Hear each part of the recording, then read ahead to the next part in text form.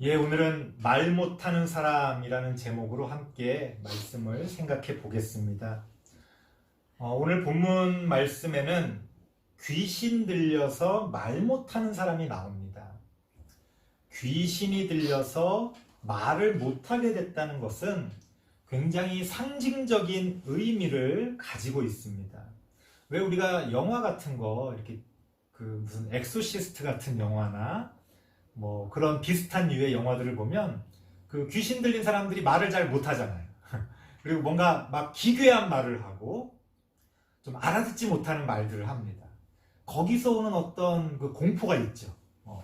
말을 똑바로 못할 때 거기서 오는 어떤 이상한 뒤틀림과 그 어떤 공포감이 있습니다. 왜 그런 걸까? 여기서 말을 못한다는 것은 좀 더 다른 의미로 보면 말이 안 되는 말을 한다는 것도 포함합니다. 앞뒤가 안 맞고 혹은 알아듣지 못하는 말들을 하게 될 때 우리가 그런 데서 오는 어떤 이상한 그런 느낌, 감정들이 있죠. 우리가 이 사회 가운데서 왜 그런 거 있지 않습니까? 말 같지 않은 말들이 많아질 때 그런 걸 느끼실 때가 있을 거예요. 뭔가 말이 안 되는데 그 말이 안 되는 말들이 오히려 더 득세를 하고 더 사람들의 인기를 얻고 사람들의 주목을 받고 심지어 뭐 그런 것들을 통해서 더 부유해진다. 좀 이상하잖아요. 뭔가 이 사회가 정상적으로 돌아가지 않는다라고 느끼실 겁니다. 사실은 이런 모든 것들이 다 신앙적으로 표현하자면 이게 다 귀신의 역사다. 하나님의 역사가 아니라 귀신의 역사다. 어떤 그 선의 역사가 아니라 악의 역사다라고 볼 수가 있습니다. 사실은 말이 되는 말, 올바른 말, 진리의 말씀들이 주목을 받고 그 사회에서 그 사회가 나아가야 될 어떤 방향들을 제시해 줘야 되는데 점점 더 그런 것들이 거꾸로 가게 된다면 지금 이 사회가 뭔가 잘못 가고 있구나. 신앙적으로 표현하자면 이게 어떤 하나님의 역사가 이렇게 일어나는 게 아니라 뭔가 잘못된 귀신의 역사가 일어나고 있는 거구나라는 것들을 우리가 간접적으로 느낄 수가 있습니다. 오늘 본문에서는 귀신 들려서 아예 말을 하지 못하게 된 사람의 이야기가 나옵니다. 귀신이 그 사람의 말을 빼앗아 버린 거죠. 자, 귀신이 말을 빼앗았다는 게 뭘까요? 이거를 문자 그대로만 이해할 것이 아니라 굉장히 그 어떤 사회적인 관점에서 이것을 바라볼 수가 있습니다. 자, 어떤 사람의 말을 빼앗는다는 것은 그 사람의 인격을 빼앗는 거예요. 그 사람을 무시하는 거죠. 우리가 누군가의 말을 누가 이제 얘기를 합니다. 제 생각에는요 그랬는데 야 시끄러 입 다물어. 그거 뭐예요? 그 사람을 무시하는 거죠. 그 사람의 인격을 무시하는 거예요. 근데 누군가가 말을 하는데 그 사람의 얘기를 우리가 들어줘. 그 사람을 존중하는 거죠. 그러니까 이 말이라는 게 갖고 있는 인격성이 있습니다. 그래서 앞서 말씀드린 것처럼 막 무슨 귀신 영화에서 막 기괴한 말을 하면 우리가 공포심을 느끼는 이유가 사실은 그게 그냥 그 어떤 굉장히 막 기괴하게 표현되고는 있지만 사실 정상적으로 표현하자면 어떤 사람의 인격성이 무너지는 것에 대한 공포를 느끼는 거예요. 여러분들이 너무나 친하게 알고 있는 누군가가 어느 날 갑자기 이상한 말을 한다고 생각해봐요. 너무 그거는 무서운 거죠. 그 사람과의 소통도 되지 않을 것이고 그 사람의 어떤 인격성이 무너지는 걸 느끼게 되는 겁니다. 그래서 이 귀신이 이 어떤 사람을 말을 못하게 만들었다는 건 그 사람의 말을 빼앗음으로써 그 사람의 인격을 빼앗는 거예요. 근데 이게 단지 막 그냥 무슨 뭐 저승사자 같은 귀신이 어떤 사람 속으로 쑥 들어가가지고 막 그 사람을 미치게 만들었다. 이거는 하나의 어떤 은유죠, 은유. 그건 하나의 어떤 영화적인 장면이고 우리 사회에서도 실제 우리의 눈에 그런 귀신들이 보이지는 않지만 아까 말씀드렸죠? 귀신의 역사가 일어난다고요? 그게 무슨 말이냐면 과거에 뭐 지금도 어느 정도 그렇습니다만 이 가부장 사회에서 예를 들어서 여자들이 어떤 말을 하려고 그러면 뭐 그런 거 있잖아요. 암탉이 울면 집안이 망한다. 전혀 근거도 없는 그런 말들을 통해 여자들의 입을 막는 거죠. 그건 여자들의 인격을 빼앗는 거예요. 아이들도 마찬가지입니다. 아이들의 어떤 생각이나 어떤 아이들이 원하는 것들에 대한 것들 어른들이 들어주지 않죠. 무조건 시키는 대로. 그래서 말 잘 듣는 아이를 착한 아이라고 말합니다. 근데 말 잘 듣는 아이는 그저 말 잘 듣는 아이일 뿐이지 착한 아이랑은 상관이 없거든요. 근데 어른들이 볼 때는 어른들이 시키는 대로 말을 잘 듣는다. 그 무슨 얘기예요? 자기 말은 없이 어른들의 말로 살아가는 거잖아요. 그럼 그 아이들의 인격은 없는 거예요. 그런데 우리는 그것을 이거 착하다. 이게 이제 가부장 사회의 어떤 문화거든요. 자, 이런 가부장 사회가 왜 나쁘냐? 가부장 사회가 좋은 점도 있잖아요. 근데 가부장 사회가 왜 나쁘냐? 남자나 어른 이외의 나머지 사람들의 인격을 빼앗기 때문이 그렇죠. 그래서 그것이 잘못됐다, 틀렸다, 그렇게 이야기하는 겁니다. 직장에서 윗사람이 아랫사람의 말을 막고 그저 시키는 대로만 어떤 일을 할 것을 명령하고 거기에 대해서 좀 다른 이야기에 대한 그런 말들이 나올 때 그걸 들으려고 하지 않는다면 그 아랫사람의 말을 빼앗음으로써 그 사람의 인격을 무시하는 거죠. 이런 것들이 우리 사회 가운데서도 얼마든지 벌어질 수 있다. 뭐 우리가 최근에 갑질 문제 많이 얘기하지 않습니까? 손님이 돈을 지불한다는 그 이유 하나로 그 종업원들이나 그 음식을 제공하는 그 가게 주인의 입을 막아버립니다. 내가 그렇다는데 무슨 기분 나쁘게 딴소리 하냐고 하면서 마치 뭐 손님은 뭐 왕이다 이러면서 자기만 말을 하고 자기 말이 되건 말이 되지 않건 다른 사람의 말을 빼앗음으로써 그런 갑질이라는 게 벌어지는 거죠. 이런 것들이 오늘날 우리 사회에서도 벌어지는 일들이라는 거예요. 말을 빼앗음으로써 어떤 사람들의 인격을 무시하고 빼앗는 일들이 오늘날 우리 사회 가운데서도 벌어집니다. 그게 귀신의 역사죠. 무슨 막 무서운 귀신이 나타나서 무서운 게 아니라 그렇게 우리 사회 가운데서 어떤 사람들의 인격이 무시되고 빼앗겨진다면 그게 귀신의 역사고 하나님이 기뻐하지 않으시는 그건 잘못된 사회의 모습이라고 볼 수가 있습니다. 하필 또 지금이 명절이다 보니까 명절 때도 그런 일들이 좀 벌어질 수 있죠. 고부 간의 갈등이 왜 일어납니까? 뭐 물론 시어머니 쪽에서는 좀 억울한 면도 있으시겠지만 나름의 어떤 며느리들의 그런 말들이 이렇게 제대로 전달되지 않고 그런 것들이 존중받지 못할 때 사실은 고부 간의 갈등이 벌어지는 거지. 뭐 단순하지는 않습니다. 여러 가지 많은 우리나라의 오래된 문화 가운데서 또 각자의 가정에서 벌어지는 또 다양한 누가 옳으냐 그르냐 하는 문제들이 있기 때문에 제가 뭐 어느 쪽이 잘했다 잘못했다 이런 말씀을 드리는 건 아니에요. 하지만 과연 명절에조차도 남자와 여자, 시어머니와 며느리, 어른과 아이들 그런 어떤 생각들과 그런 말들이 제대로 서로 소통되고 존중받고 있느냐라고 할 때 그렇지 않을 때가 많이 있다는 거예요. 그래서 명절 증후군이라는 게 있는 거예요. 그래서 명절 스트레스라는 게 있는 거예요. 가족들이 모여서 같이 식사하고 이렇게 교제하면 모든 사람이 좋은 일인데 왜 누군가는 스트레스를 받습니까? 왜 누군가는 그런 것들이 그렇게 힘듭니까?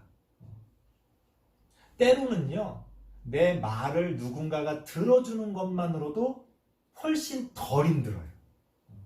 그런데 내가 말을 할 수 없고 내가 말을 해도 아무도 들어주지 않는다? 사람들은 거기서부터 그 인격성이 무너지기 시작합니다.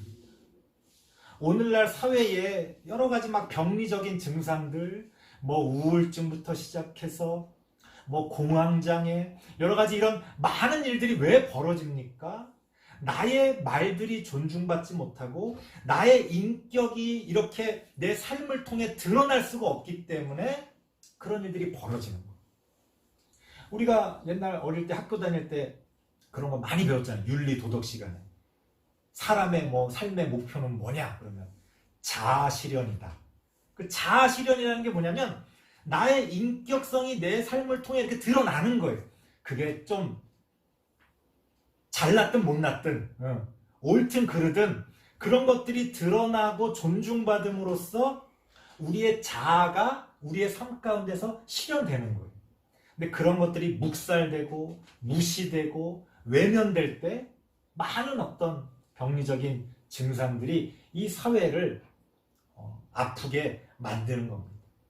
그래서 오늘 성경에서 귀신 들린 사람이 말을 못하게 됐다는 것에는 그런 어떤 사회적인 어떤 증후군으로서의 그런 어떤 병리적인 증상들로서 우리가 이해해 볼 수도 있다는 거예요. 단지 어떤 무서운 귀신이 누군가에게 이렇게 들려서 그 사람을 아프게 했는데 예수님이 고쳐주셨다. 끝! 이게 아니라 그런 무슨 기적적인 무슨 영화에나 볼 법한 그런 장면이 아니라 우리 사회에서 그 각 사람의 말이라는 것으로 드러나는 그 인격들이 과연 얼마나 제대로 존중받고 있느냐 하는 문제들을 우리가 이 본문의 말씀을 통해서 살펴볼 수가 있다는 겁니다. 예수님께서는 그 사람을 고쳐 주셨어요. 귀신이 쫓겨나고 말 못하는 사람이 말하게 되었다. 성경은 그렇게 말합니다. 기독교 신앙은요, 어느 한 사람의 인격, 그 사회를 통해서 빼앗겨진 그 사람의 인격을 회복시켜주는 게 기독교 신앙이에요. 그래서 기독교 신앙이 들어가는 곳에서는 제일 약하고 힘없고 외면받고 박해받던 사람들이 그 기독교 신앙을 먼저 믿게 됩니다. 왜? 그 기독교 신앙 자체가 그런 사람들의 인격을 존중해주고 그런 사람들의 빼앗긴 인격을 회복시켜주는 방향으로 나아가기 때문에 그렇게 될 수밖에 없는 거예요. 자, 그렇게 예수님께서 우리 사회 가운데서 빼앗긴 인격들을 회복시켜주길 원하십니다. 문제는 거기에 대한 반동이 있다는 거지. 33절 말씀 보니까 그렇게 귀신이 쫓겨나고 말 못하는 사람이 말하게 됐다면 모든 사람들이 좋아하고 기뻐해야 되는데 사람들은 어떻게 반응했느냐? 굉장히 놀랍게 여겼다는 거예요. 이 놀랍게 여겼다는 건 뭐냐면 너무 이상한 일이 벌어졌다는 거예요. 어떻게 이런 일이 벌어질 수가 있지? 거기 보면 사람들이 이렇게 이야기합니다. 우리 이스라엘 사회 가운데 이런 일을 여태까지 본 적이 없다. 이렇게 이야기합니다. 상상하지 못했던 일이 벌어졌다는 거예요. 너무나 당연하게 생각했던 일들이 뒤집혔다는 겁니다. 옛날로 치면 어른이 한마디 하면 아랫사람들은 아유 얘 이게 당연한 거잖아요. 요새는 이게 거꾸로 됐잖아요. 밑에 사람들이 오히려 막 때로는 더 막 큰 소리 치고. 그럼 어른들이 볼 때 어떤 생각이 들어요? 야 진짜 어떻게 이 사회가 이렇게 됐나? 진짜 말세다 말세. 진짜 이건 말이 안 된다. 이렇게 느낄 거 아니에요? 내가 당연하게 생각했던 어떤 기존의 질서가 있습니다. 예수님께서는 그 우리가 당연하다고 생각하는 기존의 질서를 뒤집으시는 거예요. 그래서 사람들이 그것을 이상하게 여기고 놀랍게 여깁니다. 어떻게 그런 일이 벌어질 수 있는가? 이렇게 이야기합니다. 근데 여기서 이제 아주 아이러니한 일이 벌어지는데요. 그 사회의 어떤 기득권들, 그 기득권을 누리고 있던 사람들은 자신들의 것을 위협받게 되니까 당연히 그런 것에 대해서 예수님께서 그러한 기존의 질서를 뒤집는 것에 대해서 거부하게 되는 거죠. 그런데 기득권이 아닌 사람들도 사실은 거기에 동조해서 기존의 질서가 무너지는 것에 대한 거부감을 드러냅니다. 왜 그럴까요? 기존의 질서가 무너지면 큰일이 난다고 생각해요. 그래서 제가 어릴 때도 그런 경험이 많이 있었던 것 같아요. 제가 좀 약간 이렇게 반동 기질이 있거든요. 이렇게 당연하게 어떤 벌어지는 일들을 항상 보면 왜 거꾸로 하면 안 되나? 그런 생각을 어릴 때부터 많이 했었어요. 근데 막상 어떤 일들이 이렇게 벌어질 때 아니 이렇게 하면 안 되나? 라고 생각해 보면요. 안 될 게 없어요. 괜찮아. 그런데 그 얘기를 사람들 앞에서 하잖아요. 사람들은 큰일 날 것처럼 생각합니다. 실제로 그렇게 해보지도 않고 큰일 날 것처럼 생각해. 하지만 큰일이 나지 않는다. 오히려 더 좋은 일들이 벌어질 수도 있다는 거예요.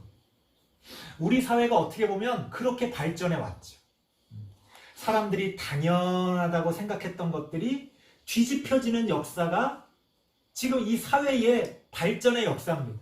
그 가운데서 어떤 사람들은 기분 나쁘고 상처받고 손해봤을 수도 있겠지만 전체적인 이 사회의 역사를 생각해 보면 점점 더 이 사회는 어떤 선한 방향으로 발전해가고 있다는 것을 보게 됩니다. 그런데도 어느 순간순간마다 사람들은 그렇게 기존의 질서가 무너지는 것에 대해서 거부감을 드러냅니다. 하지만 하나님의 역사는요, 그렇게 기존의 것들을 뒤집는 것을 통해서 이루어진다. 그래서 낮은 자가 높아지고 없는 자가 오히려 더 존중을 받고 그렇게 우리가 당연하다고 생각했던 것들, 그런 것들을 뒤집는다는 거예요. 학교에서 공부를 잘하면 선생님들이 다 좋아하죠. 공부를 못하면 무시합니다. 하지만 그것은 굉장히 잘못된 것이죠. 성적으로 그 사람의 인격과 그 사람의 삶을 재단할 수 없을 텐데 우린 너무나 그런 어떤 그 사회에 당연하다고 생각하는 몇 가지 것들을 가지고 사람을 판단하고 이 사회를 딱 구성해 버립니다. 그게 옴짝달싹할 수가 없어요. 제가 어린 시절만 해도 좋은 대학에 가지 못하면 인생 끝난다. 이런 얘기 학교 선생님한테 많이 들었어요. 지나고 보니 끝나긴 뭘 끝납니까? 오히려 좋은 대학 나왔다고 해도 지금 잘 못 사는 사람도 있고요. 제대로 대학 나오지 못했지만 잘 사는 사람들도 있어요. 그 사회가 좋은 방향으로 변화되어짐으로써 그 기존에 너무나 당연하다고 생각했던 것들을 뒤집는 거지. 하지만 우리는 그것을 알고 있으면서도 매 순간 우리의 삶 가운데서 그것에 대한 거부감을 느낍니다. 모든 일들에 대해서. 이게 사람들의 어리석음입니다. 기독교 신앙은 그것들을 앞서 체험하고 앞서 갈 수 있게 만듭니다. 그래서 조선 후기에 조선 말에 기독교가 들어와서 교회들이 생겨났을 때 교회 안에서는 어느 정도 이렇게 남자 여자를 갈라서 앉을 때도 있었습니다만 종들과 양반들이 같이 예배를 드리는 그런 기적 같은 역사가 교회 안에서 벌어진 거죠. 물론 어느 정도 이렇게 자리의 차별들은 있었어요. 하지만 그럼에도 불구하고 한 울타리 안에서 함께 종과 주인이 같이 예배드리는 그런 모습들. 그거는 조선시대의 기존의 질서를 생각하면 상상할 수 없는 일이죠. 앞으로 벌어질 이 민주주의 사회를 앞서 교회 안에서 체험하고 바라보게 했던 겁니다. 우리가 교회 안에서 뭐 비전 얘기 많이 하잖아요. 젊은이들한테 비전을 가져라. 그리고 뭐 무슨 교육관 같은 거 지으면은 꼭 그 교육관 이름을 무슨 비전관 뭐 이런 식으로 많이 뭐 비전홀 이렇게 지어요. 비전이라는 게 뭡니까? 비전이라는 게 이런 것들을 바라볼 줄 아는 게 비전이에요. 새로운 사회에 대해서 새로운 꿈을 꿀 줄 아는 게 비전이에요. 근데 오늘날 우리 교회 안에서 그런 새로운 꿈이 있습니까? 기존의 질서를 그대로 교회에 갖고 와서 교회에서조차 돈 있는 사람들이 더 존중받고 뭐 돈 없으면 장로도 못 된다 이런 말들이 공공연하게 교회 안에서 벌어지고 있어요. 이것은 마치 귀신 들려 말 못하는 그 사람의 처지처럼 오늘날 이 교회 안에서조차도 그렇게 귀신의 역사가 득세를 하고 있다는 거예요. 장로들이 한마디 하면 모든 사람이 듣지만 아무 직분도 없는 보잘것없는 사람의 말에는 아무도 귀를 기울이질 않습니다. 아니, 그 사람은 아예 말을 할 엄두를 내질 못해요. 잘못된 거죠. 오늘날 교회 안에서조차도 귀신 들려 말 못하는 사람이 얼마나 많은지 모릅니다. 우리가 그러한 것들을 어떻게 뒤집을 수 있느냐? 그게 하나님의 역사가 될 것이다. 그런데 참 무서운 것은 이렇게 귀신의 역사가 득세하고 말 같지 않은 말들이 더 난무하는 이런 어떤 세상 가운데서 분명히 우리가 상식적으로 볼 때도 저건 좀 잘못된 것 같은데 라는 생각이 들 때조차도 이 뭐랄까요? 그 귀신의 역사에 동조하는 그 지식인들이 있다는 거예요. 오늘 성경에서도 보면요. 34절 말씀 보니까 사람들이 아니 어떻게 귀신 들려서 말 못하게 된 사람이 어떻게 이제 말을 하게 됐지? 사회적으로 말하면 어떻게 저렇게 보잘것없는 사람의 인격이 존중받고 저 사람의 말에 귀를 기울이는 일들이 벌어지게 됐지? 이랬을 때 바리새인들이 뭐라고 그것을 정의하느냐? 그가 귀신의 왕을 의지하여 귀신을 쫓아낸다 이렇게 이야기합니다. 사실 이 본문이요. 나중에 이 마태복음 뒷부분에서도요. 이 구절들이 반복이 됩니다. 예수님이 귀신을 쫓아냈는데 바리새인들이 저거 귀신의 왕을 의지해서 저 예수가 그 귀신의 지도자이기 때문에 귀신을 쫓아낸다 이렇게 이야기합니다. 나중에도 나오겠습니다만 예수님이 거기에 대해서 길게 반론을 하십니다. 어떻게 같은 귀신끼리 귀신을 쫓아내겠냐? 같은 편인데 말이 되는 소리를 해라. 응? 이거는 하나님의 역사다. 예수님이 그렇게 반론을 하십니다. 하지만 바리새인들은 저거 귀신의 역사다. 그러니까 귀신을 쫓아냈는데 그걸 귀신의 역사라고 정의를 내리는 거예요. 말이 안 되죠? 그런데 놀라운 일은 그것을 믿고 싶은 사람에게는 그 말도 안 되는 그 논리가 그 사람들에게는 단비처럼 자신의 잘못된 것을 합리화시키는 도구가 된다는 거예요. 그래서 이 사회에서도요, 이 사회를 정말 좀먹는 사람들은요, 서민들이 아니에요. 오히려 이렇게 평범한 서민들은요, 상식적입니다. 뭔가를 이렇게 생각했다가도, 그게 아니야? 그러면 얼마든지 바뀔 수 있을 여지가 있어요. 근데 정말 무서운 거는 뭐냐? 그 어떤 잘못된 사회의 시스템에 봉사하는 소위 말해 먹물들, 지식인들, 그들이 그 잘못된 논리를 합리화시키는 궤변들을 늘어놓습니다. 평범한 사람들은 그 사람들의 논리, 내가 믿고 싶은 것을 계속 믿을 수 있게 만들어주는 그 논리를 받아들이는 거예요. 오늘날 이 사회를 그런 자들을 통해서 이 사회가 좀먹어가는 거예요. 교회 안에도 그런 일들이 벌어집니다. 오늘날 목사들이 설교라는 것을 통해서 말이 안 되고 잘못된 그런 어떤 논리인데도 설교라는 이름으로 그런 것들을 매주일 사람들에게 가르칩니다.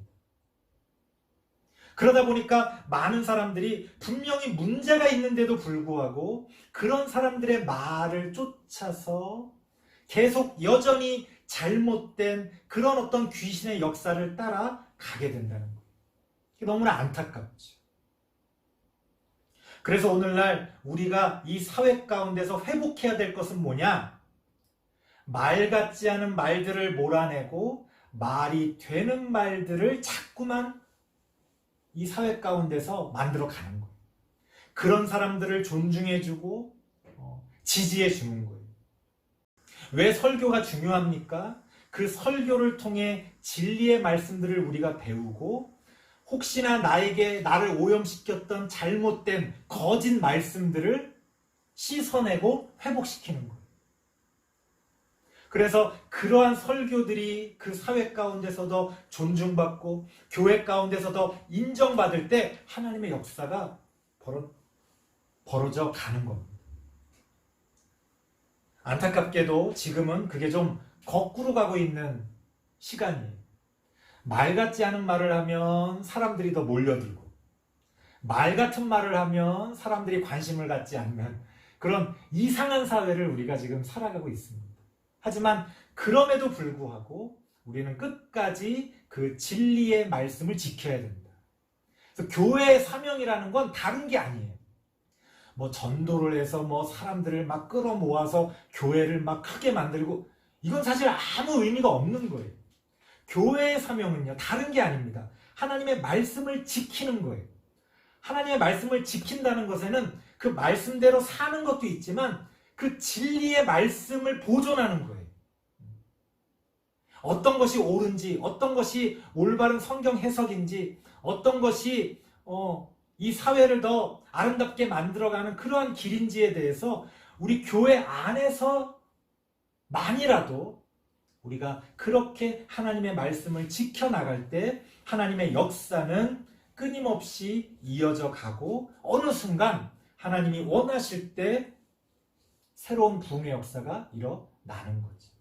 그렇게 우리 교회는 하나님의 말씀을 지켜간다. 여러분들이 그러한 것들을 기억하시고 혹시라도 내 주변에 우리 사회 가운데 또 내 안에 귀신 들려 말 못하는 그러한 사람은 없는지 돌이켜보고 그 사람의 말을 빼앗는 것이 아니라 그 사람의 말을 회복시켜주고 그 사람의 인격을 회복시켜주고 지켜주는 그러한 방향으로 우리가 점점 더 나아갈 수 있도록 여러분들이 애써주시기 바랍니다. 기도하겠습니다. 하나님 감사합니다. 지금 우리는 어떤 말을 하며 또 어떤 말에 의지하여 살아가고 있습니까?